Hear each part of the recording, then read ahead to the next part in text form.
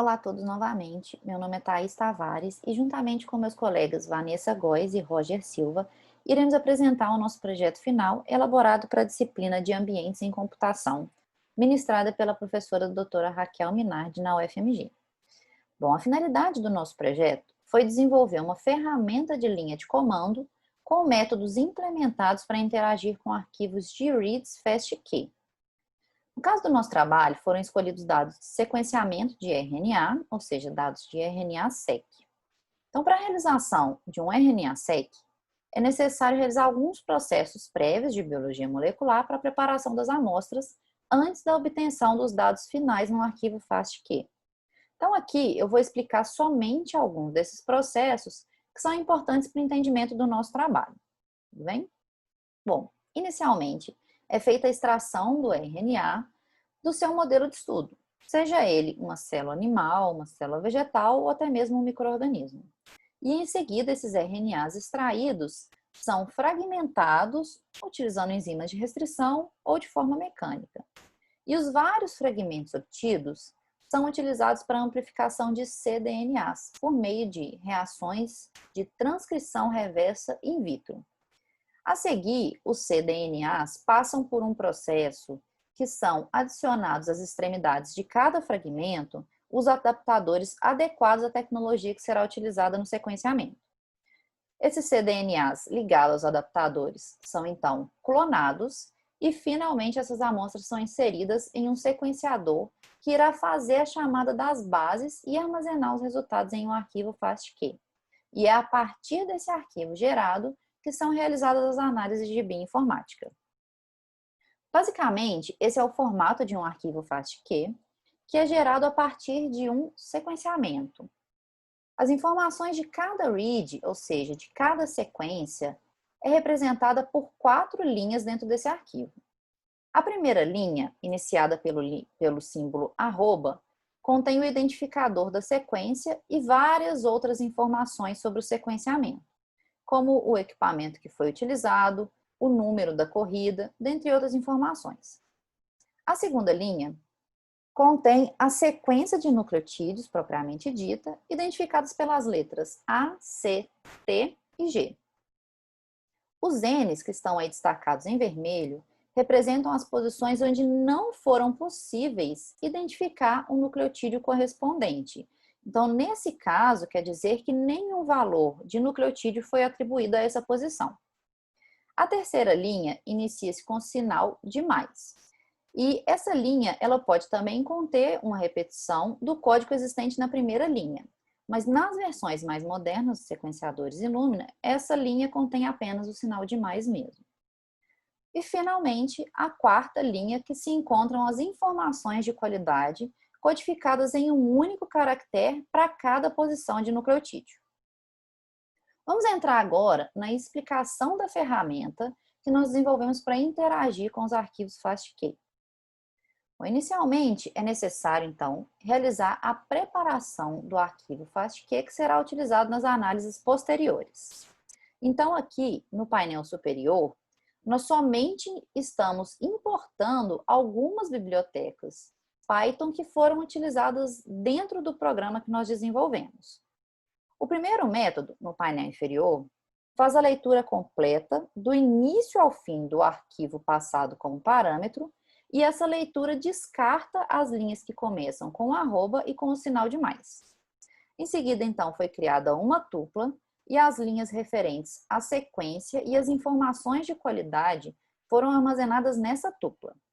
Por fim, o comando IELD foi o retorno da tupla, faz o retorno da tupla ao método chamado do getLine.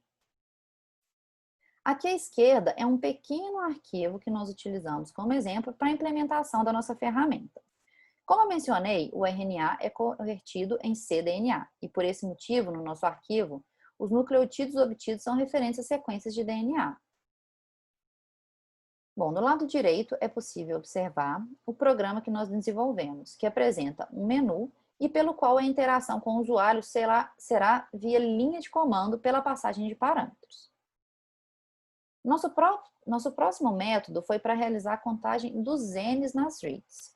Para isso, o método recebe como parâmetro a tupla que foi criada anteriormente, contendo a sequência e as informações de qualidade de cada sequência.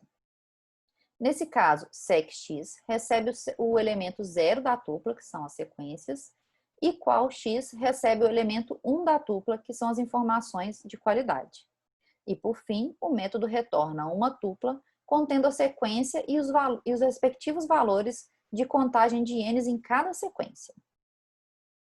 Aqui à esquerda, temos novamente o arquivo FastQ que nós utilizamos e à direita a contagem dos n's utilizando a linha de comando em que "-cn" é a passagem do parâmetro. Além disso, é possível observar as sequências e a quantidade de n's contados. Bom, daqui em diante eu passo a palavra para a Vanessa, que irá dar sequência à explicação do nosso projeto. Muito obrigada pela atenção até aqui.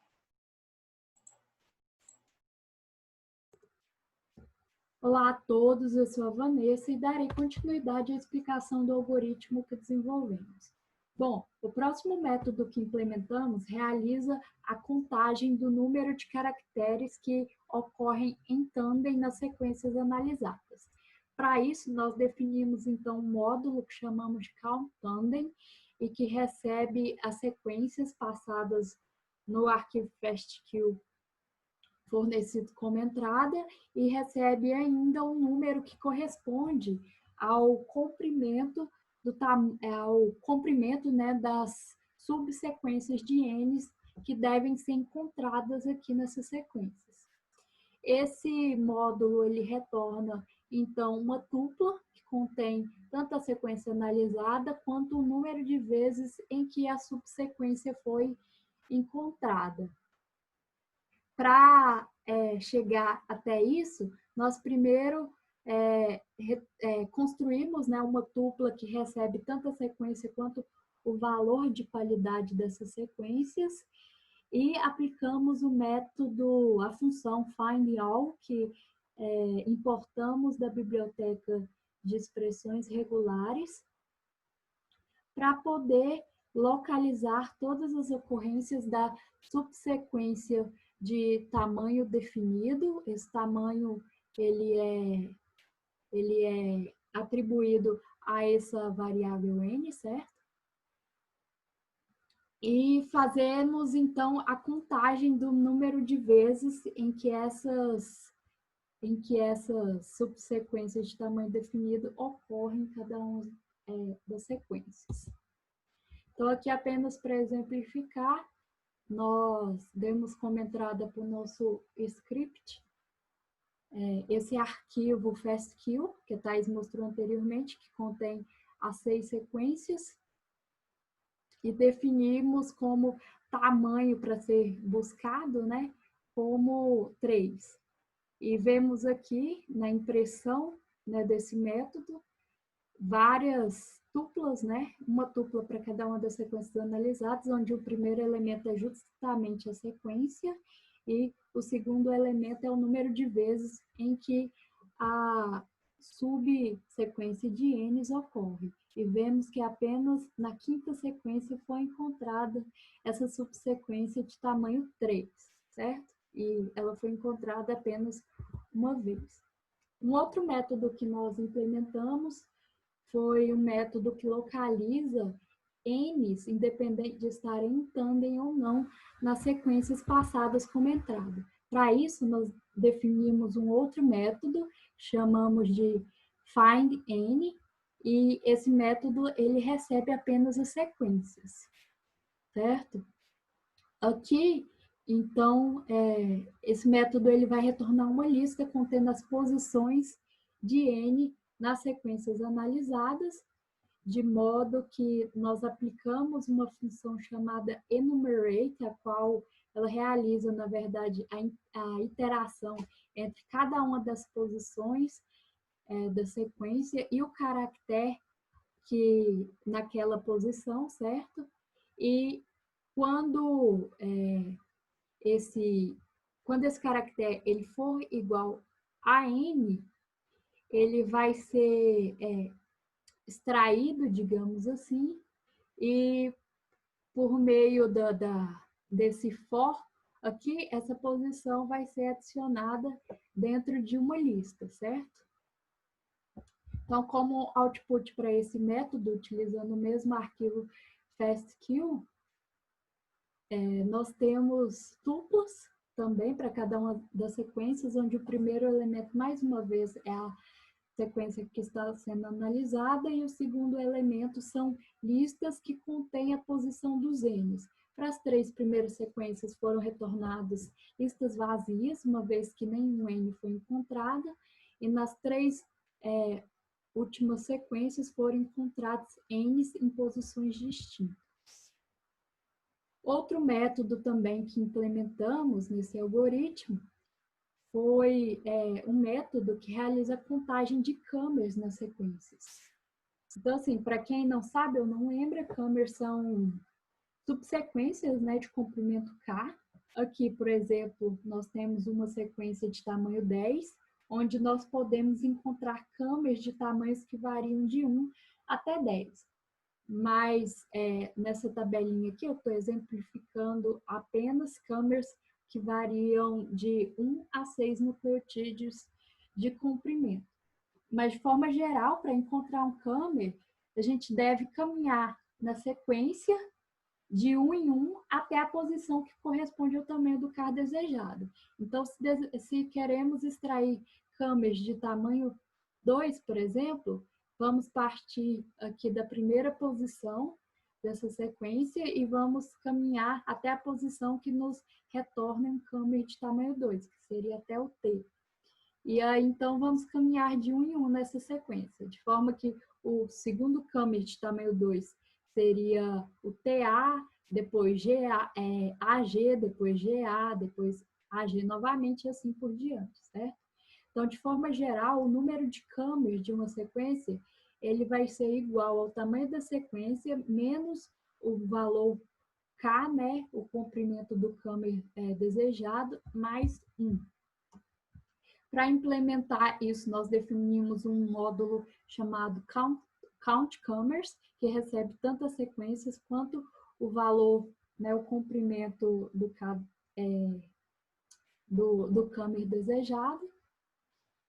E definimos aqui, né, como forma de implementar esse método, definimos uma variável contadora, que na verdade é um dicionário, que vai ser composto por chaves, onde as chaves serão os comers encontrados, e será preenchida também com valores, né, que estarão associados a cada uma dessas chaves, onde os valores correspondem ao número de vezes em que cada comer ocorre na sequência. Definimos ainda a variável que recebe o número de comers, né, de cada uma das sequências, como eu falei, definido pelo tamanho da sequência menos o K mais 1. Então, para encontrar cada um desses comers, nós criamos um laço for, que vai da posição I até o tamanho, né, que inicia o último comer. Dessa forma, então, cada comer ele vai da posição I até a posição I mais K. E quando um comer foi encontrado e ele não estiver contido no dicionário, ele vai ser, então, adicionado e a ele vai ser associado o valor 0. Quando esse comer já estiver inserido no nosso dicionário, vai ser incrementado o valor de mais 1 a contagem do mesmo. E, por fim, após serem definidos todos os comers, o nosso método retorna, então, esse dicionário, né, que a gente definiu como contador, que contém todos os comers e o número de ocorrência de cada um deles, certo? Então, aqui, mais uma vez, utilizando ainda o mesmo arquivo FASTQ de entrada, nós temos cada um dos dicionários que foram construídos para cada uma das 6 sequências analisadas, onde as chaves são os comers, né? Que foram definidos aqui na linha de entrada como tendo um valor de comprimento igual a 3, certo? E para cada um desses comers, o número de vezes em que eles ocorrem na sequência. Então é isso. Agora eu vou deixar o restante da explicação do nosso algoritmo com o nosso amigo Roger.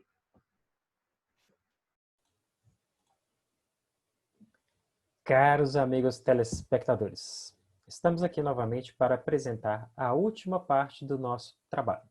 Sim, vocês ouviram certo. Última parte. Podem se alegrar. Depois da apresentação da Thaís e da Vanessa, que fizeram uma ótima abordagem dos métodos apresentados neste projeto, eu irei explicar os últimos métodos que foram implementados nesta ferramenta de linha de comando. Então, chega de blá blá blá e vamos para o que é interessante.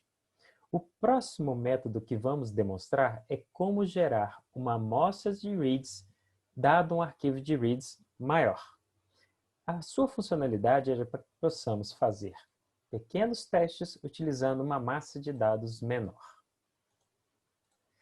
Este método seleciona todas as linhas que se iniciam com arroba em um if de linha 9. Depois, na linha 10, temos a escolha randômica dos IDs das reads no arquivo FASTQ. Após selecionados os IDs, abre-se novamente o arquivo, linha 12, e o percorre linha a linha. Na linha 14, verifica se a linha atual do arquivo está presente na lista de IDs selecionada anteriormente.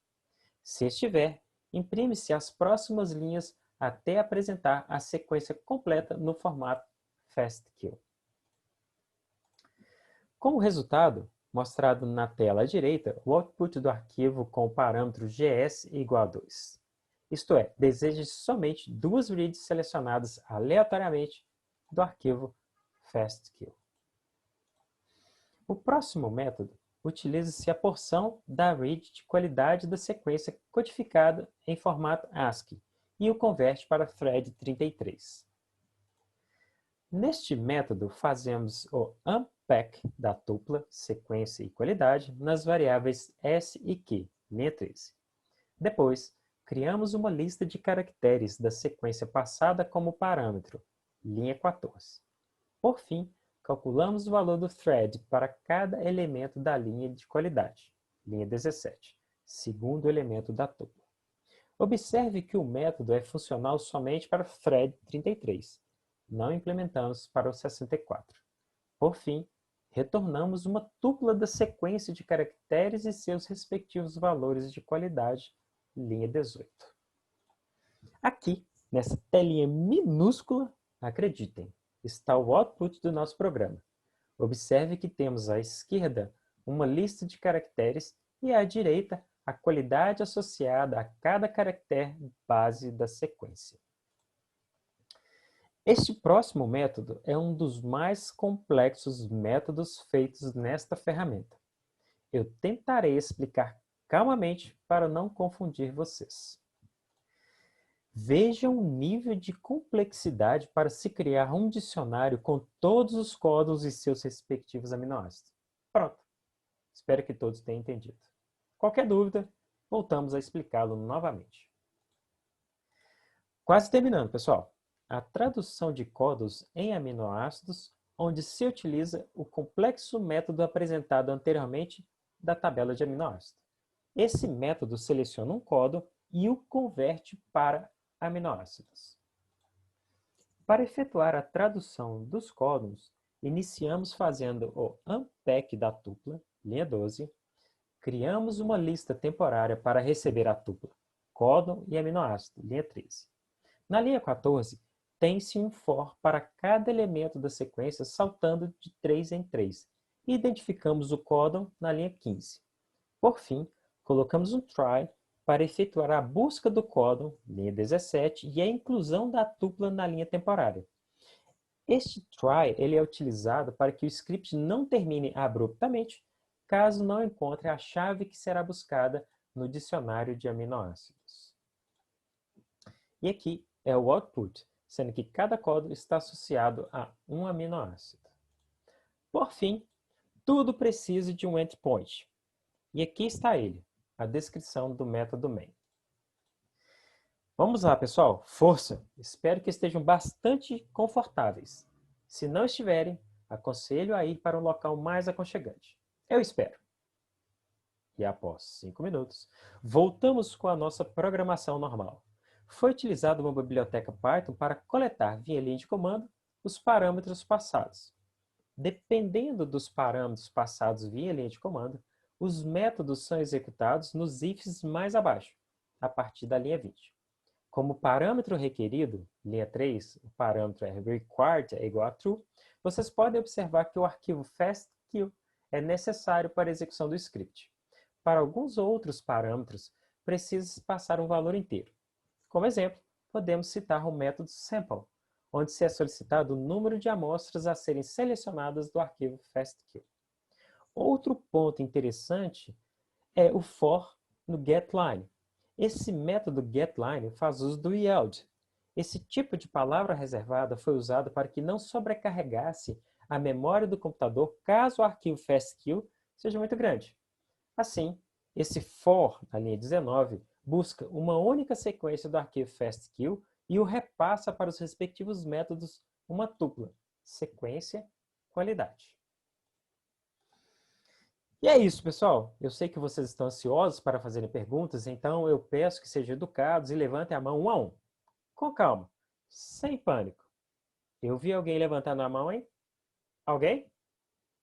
Bom, já que não vi mais ninguém com a mão levantada, vamos dar por encerrada a apresentação. Qualquer dúvida, a Thaís e a Vanessa terão o prazer de respondê-las.